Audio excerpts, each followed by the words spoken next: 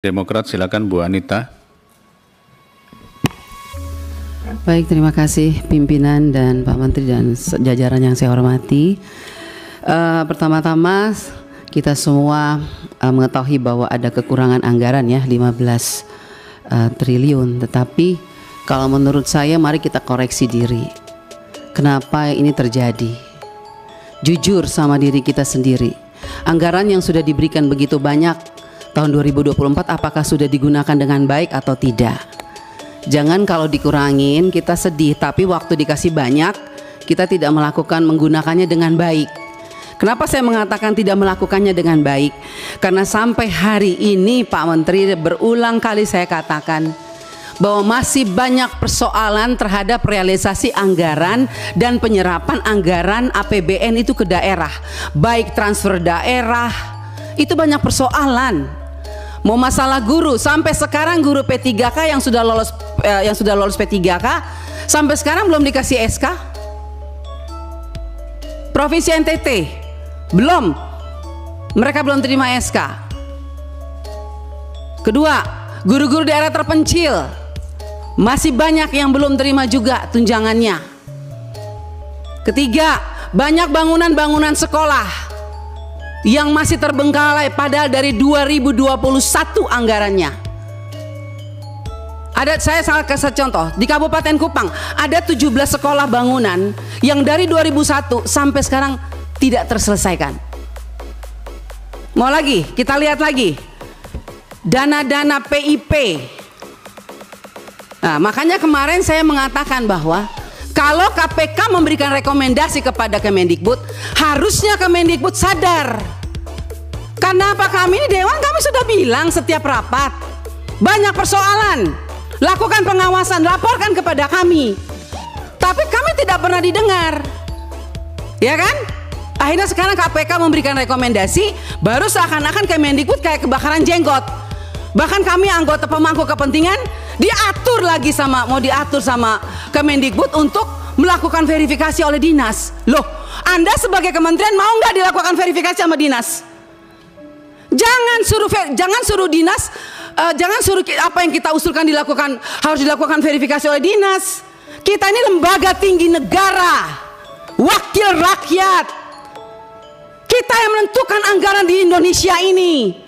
Bagaimana kepala dinas bisa memverifikasi data yang kita berikan? Anda sebagai kepala kementerian mau nggak diverifikasi sama dinas? Bapak Ibu ini kan orang-orang pintar setahunya saya di Kemendikbud, orang-orang berpendidikan. Kok bisa salah mengambil kebijakan? Bu Sekjen, Anda mengeluarkan Persekjen yang dimana poin nomor 3 dikatakan bahwa data yang direkomendasikan sebagaimana dimaksud pada huruf B diverifikasi oleh dinas pendidikan. Loh, kita ini pemangku kepentingan usulkan itu dari Dapodik sekolah. Dapodik itu harusnya kan, makanya tadi Pak Andre bilang operator sekolah itu diperhatikan, karena semua itu dari operator sekolah. Kepala sekolah aja kadang-kadang tidak tahu apa yang terjadi dilakukan oleh operator sekolah. Dinas pendidikan juga nggak tahu. Nah, kementerian juga. Jadi kalau mau lakukan verifikasi, harusnya kementerian melakukan verifikasi terhadap dinas, dinas lakukan verifikasi terhadap kepala sekolah, hasil verifikasi itu baru diberikan kepada kami. Itu jangan dibolak-balik. Bahkan saya minta Bapak Ibu pimpinan, kita ambilkan rekomendasi kepada KPK, periksa APBN yang ada di Kemendikbud. Karena ini banyak persoalan, PIP, KIP, dana BOS, banyak hancur ini. Tolong Ibu, saya minta Pak Pimpinan, kita berikan rekomendasi kepada KPK, periksa dari 2021, 2022, 2023. Nggak usah tambah anggaran kalau memang banyak korupsi, uang negara habis, bukan untuk rakyat. Saya marah Pak Menteri untuk sekian kalinya, karena memang ini kenyataannya di lapangan. Jangan dong kita dibikin seperti anak kecil. Kok apa yang diusulkan kita mesti diverifikasi oleh dinas pendidikan? Anda mau nggak sebagai menteri diverifikasi oleh dinas? Jangan aneh-aneh lah. Kalian tuh dipilih oleh presiden, harusnya berikanlah yang terbaik untuk rakyat. Semoga pembicaraan saya ini dilihat oleh presiden yang baru. Semoga presiden yang baru memperhatikan kinerja kementerian sekarang ini, memperhatikan eselon-eselon 1 yang sudah ada ini, tidak memberikan solusi kepada negara, hanya membuat persoalan di daerah. Yang tertinggal tetap tertinggal, yang guru menangis tetap menangis. Bicara plafon digital, mana keadilan untuk daerah 3T? Enak daerah-daerah yang sudah ada internetnya diberikan terus, tapi kita yang daerah 3T yang tidak ada internetnya dibiarkan begitu saja. Mana keadilan sosial bagi seluruh rakyat Indonesia, Pak Menteri? Saya sangat kecewa.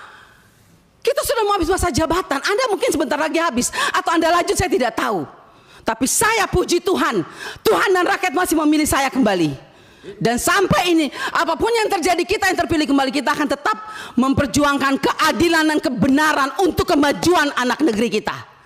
Bukan untuk kita anggota dewan, bukan. Jadi jangan aneh-aneh punya pikiran negatif terhadap wakil rakyat. Semua data-data yang kita pilih itu adanya di Dapodik sekolah.